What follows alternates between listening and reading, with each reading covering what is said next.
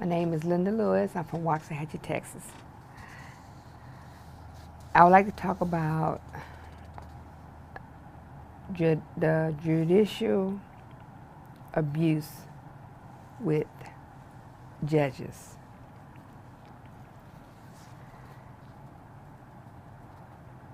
What happened to myself and my daughter was done by Judge Gene Calvert Jr. of Ellis County, Texas. But after spending the 180 days falsely incarcerated, I knew that I could take it to another level and file for the malicious prosecution, wrongful imprisonment, and defamation of character. And I knew that I had the right to file against the wrong that was done to me and my daughter. So I went on and I filed my case in the Northern District Court of Dallas, Texas. And I know that I had an excellent case. I filed pro se, but I researched and I researched. And before that took place, my public defender, after being threatened, she met me at Starbucks and she told me exactly what I needed to file for. She told me that I needed to file for malicious prosecution, defamation of character, civil rights violations, wrongful imprisonment. And so I did that. So I went and researched every charge that she said that I had. And like the malicious prosecution, you only have 1 year for. So I researched it, and I put it together. And I filed pro se. I filed pro se for myself and for my daughter, Alicia, because she was so distraught of what happened to her, to where I had to be the strong one to let her see that we can get justice because we did nothing wrong. So when I filed it in the Northern District, my daughters came first. Chief Judge Sidney Fitzwater was her judge. The magistrate judge for her was Paul D. Stickney.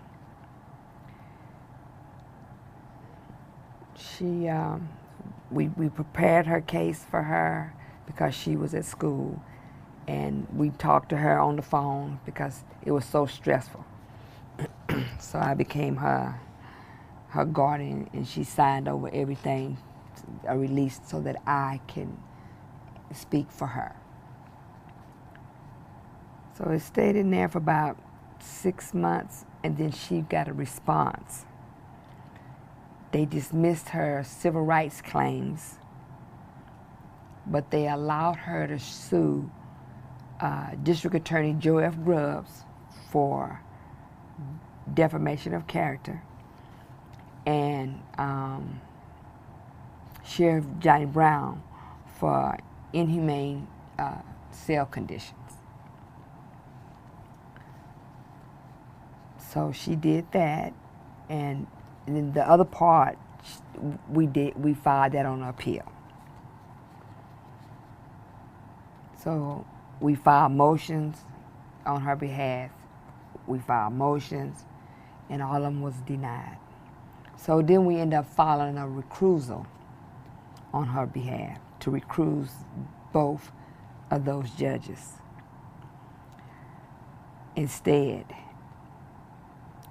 she filed the recusal to recuse Paul D. Stickney.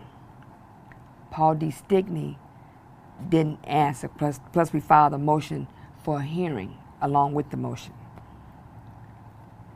He did not recuse himself, but 8 months later, when we filed a recusal to recuse Judge Fitzwater, Chief Judge Fitzwater, and Paul D. Stickney, then Paul D. Stickney answered the magistrate judge, dismissed both of the recusals. Unreal. He dismissed both of the recusals. So when we filed, and then he came back, and they came back, and then they dismissed her case. So it's on appeal. So when we filed an appeal, now we're doing the research on the appeal.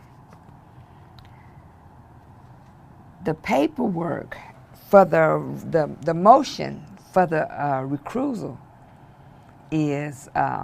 was not in the records.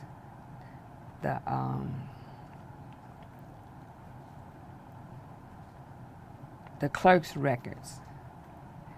They did not include that to the Fifth Circuit.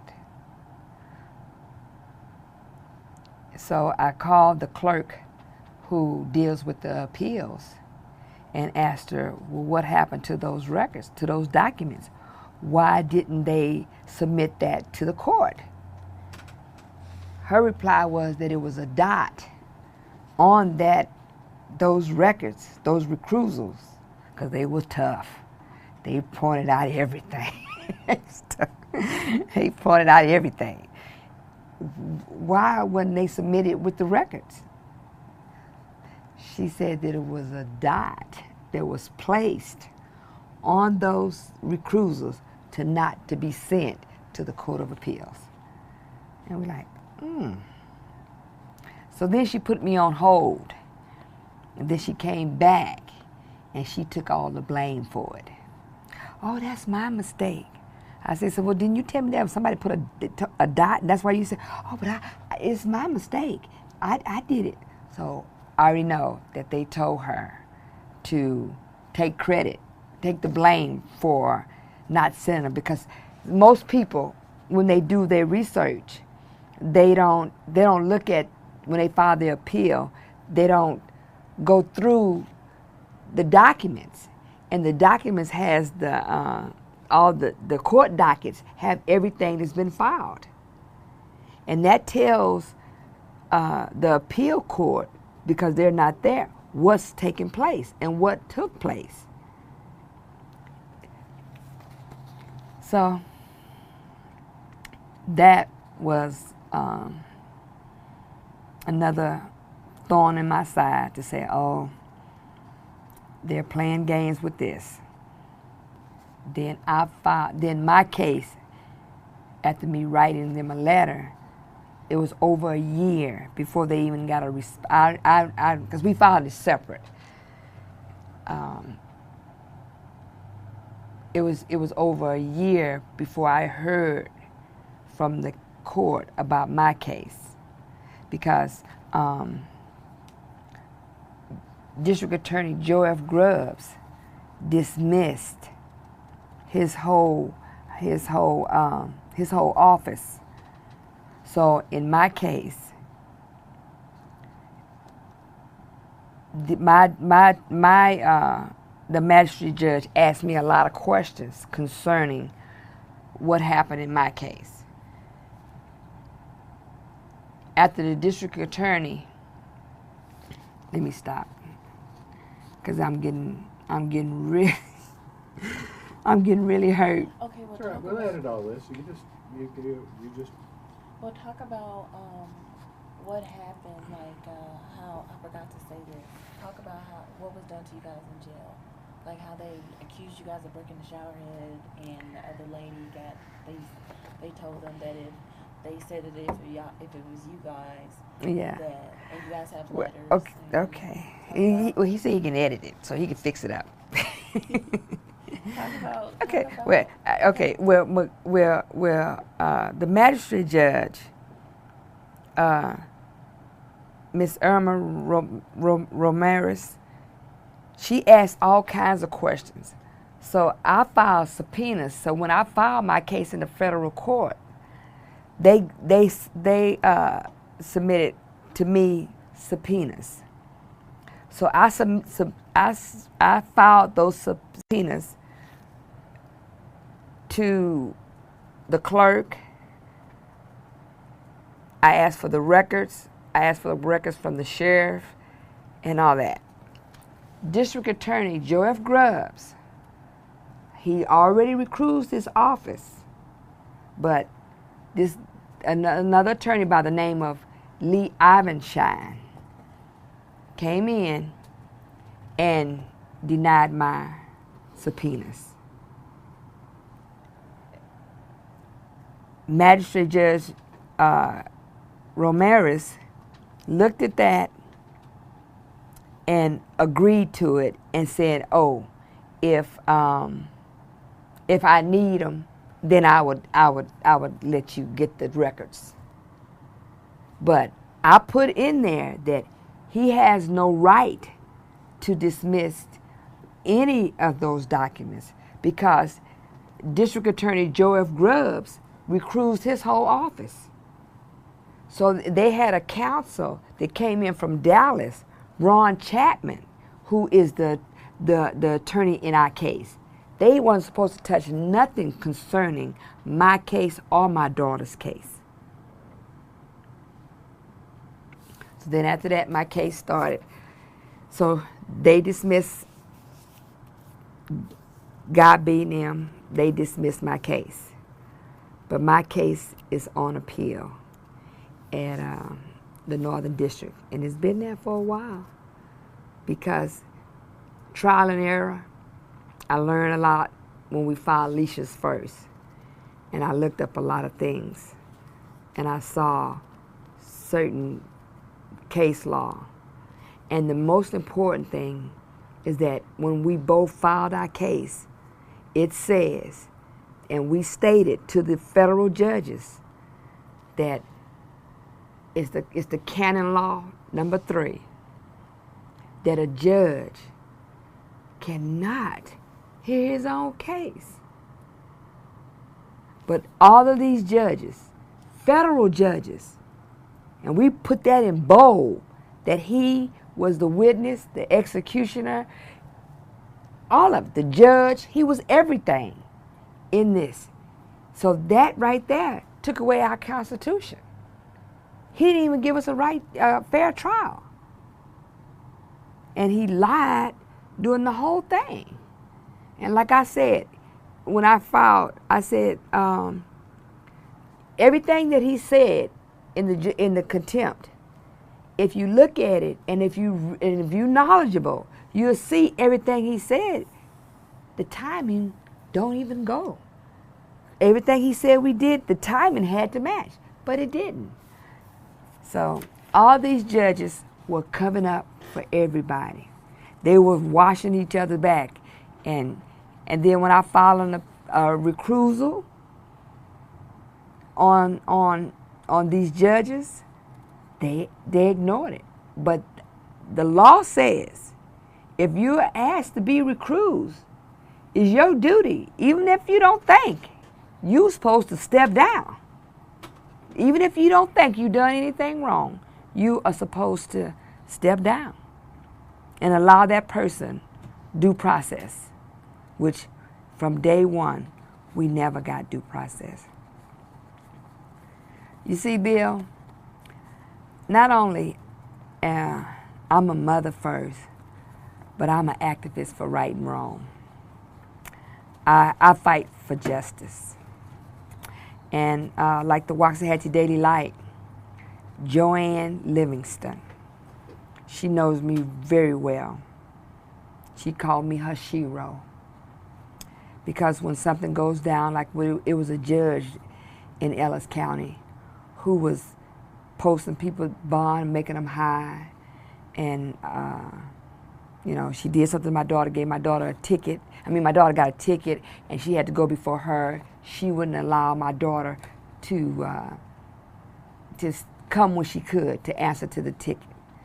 So I protested against the judge. Every day I got off from work, I stood out in front of the courthouse with a picket sign, even when it rained, with my umbrella. That judge resigned. And she resigned, and they come to find out she was embezzling money. She was doing everything. So, because once you get caught, they gonna sing. Because they don't want to get in trouble. They gonna tell it all. See, once you get caught, somebody gonna say, okay, my time gotta stop, so I better cover my own self. So since this has been exposed, then let me see if I can get a little flea ball, because somebody had exposed her. So that happened. So, like I said, Joanne Livingston was the Waxahachie Daily Light reporter. She was the editor.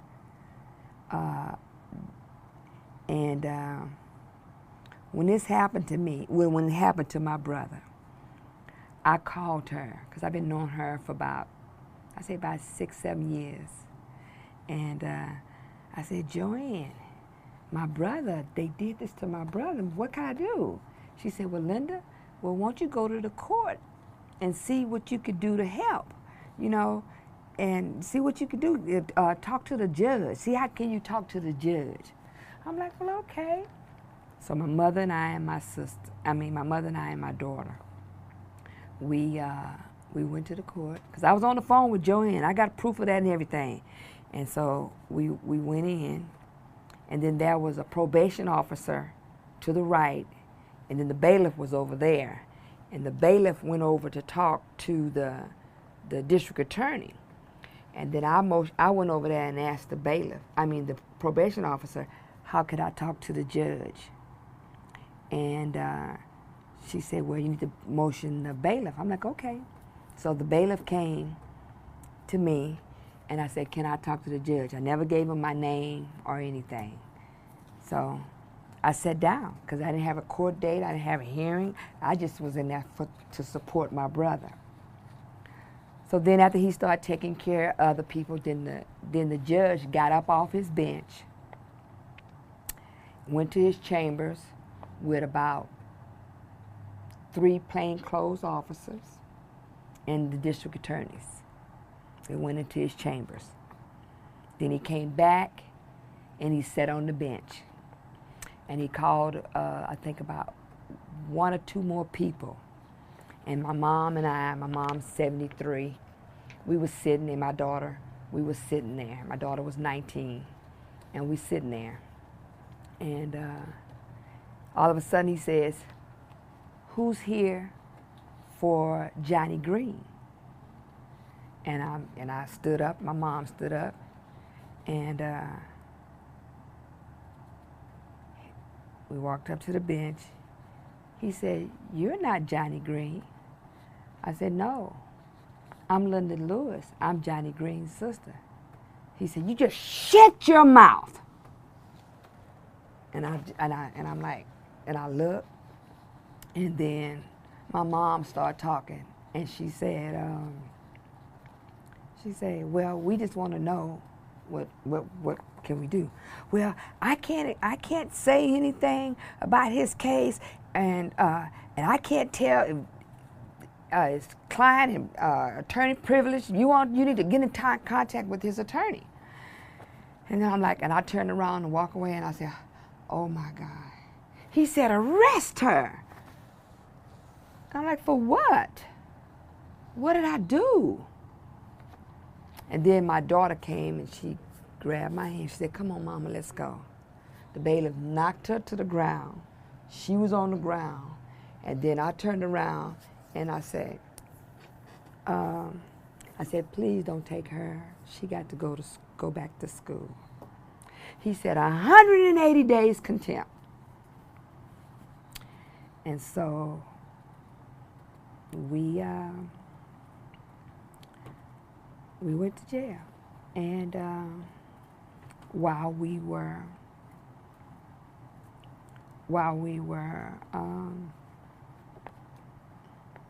he called us up there. He called my daughter up there. She didn't want to look at him because she would start crying. So, she just did like that because she just didn't want to look at him. Then he called me up. I looked him dead in his eyes, and I didn't blink. And in my mind and my spirit, I was telling him, I'm going to get you for what you've done, and you have lied, and you have mistreated me and my daughter, and you will pay. And I'm saying this to myself, looking him in his eyes, because he lied. So then when we went and we were appointed, a court appointed, and that's Miss Summers, Billy Summers. And then, but my daughter, she was appointed a man by the name of Stevens. If I'm not, I might be incorrect on this, his name. But her attorney. But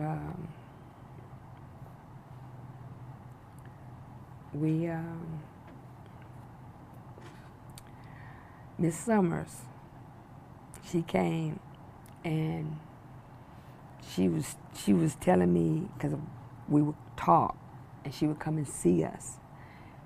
She told me that that they don't have anything on us. So what they're gonna do is put it on the grand jury. So they was taking a misdemeanor. I had a misdemeanor that they charged me on with, a misdemeanor, to the grand jury. Now, in the state of Texas, the misdemeanor goes to the DA, and the DA makes the decision. But because they didn't have anything, and the district attorney, Joy Grubbs, was already involved in the conspiracy, they wanted to put an indictment and get an indictment on a misdemeanor for me and my daughter. So while I was in the grand jury, I told what happened.